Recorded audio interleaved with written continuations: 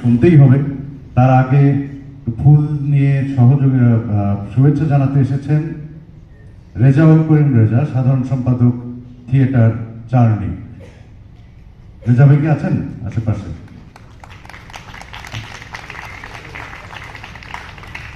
আচ্ছা,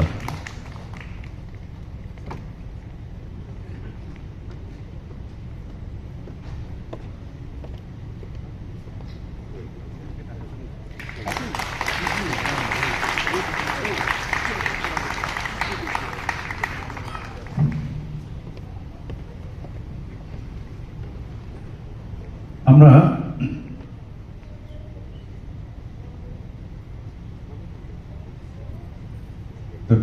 সারাদিনের এই আয়োজন গেল।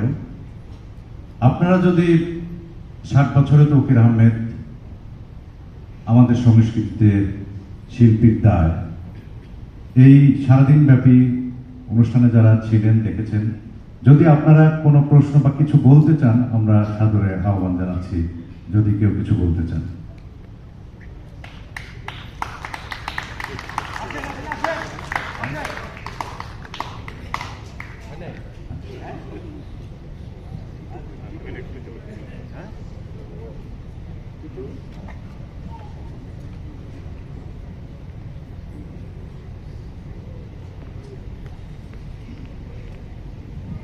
তো যাকে ঘিরে আজকের এই আয়োজন, তার মুখ থেকেই দুটি কথা শুনি যে আজকের দিনটা তার কেমন কাটলো। অসংখ্য ধন্যবাদ। আজকে সারাদিন অনেক আয়োজন ছিল এবং আমার বন্ধুরা যখন এই অনুষ্ঠানটি করতে চেয়েছিল, আমি প্রথমেই বলেছিলাম যে কেক কাটা এবং জন্মজয়ন্তী করা আমি খুব সংকুচিত বোধ করি, লজ্জা বোধ করি। যদিও এখন আর কেউ বিশ্বাস করে না যে আমি বেসিক্যালি লাজুক মানুষ। একসময় আমি মাথা নিচু করেই চলতাম এবং আমার প্রথম দিকে যখন অভিনয় একটু পরিচিতি হচ্ছিল, বইয়ের সবাই বলতো যে ছেলেটা সবসময় মাথা নিচু করে থাকে, আর আমি খুব লজ্জা পেতাম। তো আমি ওদেরকে বললাম যে তোমরা যদি আমার কাজ নিয়ে কিছু করতে চাও সেটা হতে পারে, কিন্তু সেটা যেন স্তুতিতে এবং প্রশংসায় শুধু বিস্তৃত না হয়, সেটা যদি সমালোচনা হয়, সেটা যদি পর্যালোচনা হয়, তাহলে আমি আছি কেন? আমি মনে করি যে কাজের মাধ্যমেই তো শিল্পী বাঁচেন। তো সেখানে কাজ যদি টিকে থাকে, যেমন ধরি চলচ্চিত্র, যেই ছবিটি টিকে থাকে আমি তখন বুঝি সেটি ভালো ছবি, আর যেটি ভালো ছবি নয় সেটি টিকে থাকে না। একই কথা নাটক বা শিল্পের যে কোনো ক্ষেত্রে কাজ যদি ভালো হয় সেটা বারবার দর্শকের কাছে নিয়ে আসতে হবে, এবং শিল্পের অর্ধেকটাই করেন দর্শক। নির্মাতা, লেখক সেটাকে তৈরি করেন, বাকিটা করেন কিন্তু দর্শক। সুতরাং আমাদের ভালো দর্শক দরকার। এবং আজকে আমরা লক্ষ্য করলাম যে আমাদের ফিল্ম শোতেও প্রচুর দর্শক ছিলেন, হলভর্তি, নাটকেও তাই। এরকম দর্শক আমরা সবসময় আশা করি। আপনাদেরকে অসংখ্য ধন্যবাদ যারা আজকে ছবি এবং নাটক দেখতে। আর একটা ধন্যবাদ না দিলেই না, সুরিল যারা তাদের কথা রাখেনি, তারা যথেষ্ট স্তুতি এবং প্রশংসা করেছে, বোঝা যাচ্ছে।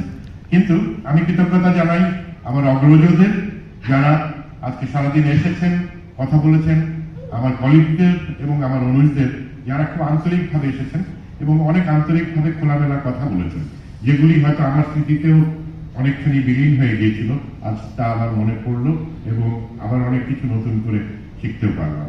আমার ধারণা আজকের এই অভিজ্ঞতা আমাকে খুবই সম্মানিত শুধু না, আমাকে অনুপ্রাণিত করেছে। এবং আমি ঘোষণা দিয়ে ফেলেছি যে এবছরেই আমি একটি মঞ্চ নাটক অজ্ঞাতনামা সেটি প্রযোজনা করব। তো গেট রেডি, রংরা। এবং বছর শেষে আমি একটি নতুন ছবির কাজ ধরতে চাই। আপনারা আমাদের পাশে থাকবেন এবং আমাদের কাজগুলি এখনকার মতো সবসময় দেখবেন। আমরা অনুপ্রাণিত হব এবং আরো ভালো কাজ নিয়ে আপনাদের সামনে আসবো। ধন্যবাদ নাট্যকেন্দ্রকে, কেননা 2 বছর পরে শোটি হলো। গত 2 বছর আমরা করতে পারিনি নানান কারণে, কি কারণ আপনারা আমার চেয়ে আরো ভালো জানবেন, কিন্তু আমরা করতে পারিনি। এখন 2 বছর পরে একটি নাটক শো করা মানে হচ্ছে প্রোডাকশনটি পুনরায় নির্মাণ করা। এই পুনর্নির্মাণের কাজটি কঠিন। গত 8 দিন আমরা অক্লান্ত পরিশ্রম করেছি আমি কম, ওরা বেশি, এবং তাতে তাদের বেশ পরিশ্রম গেছে, কিন্তু আমি বলবো যে ভালো শো হয়েছে। নিজেদের তো নিজেরাই, অন্যরা যদি না হোক, কিংবা হতে পারে সারাদিনের প্র্যাকটিসের মধ্যে কনফিডেন্স তৈরি হয়ে গেছে। আপনাদেরকে অসংখ্য ধন্যবাদ। আরেকটু ইয়ে করছি, সেটা সময় নিচ্ছি, বিরক্ত ভাজন হব না।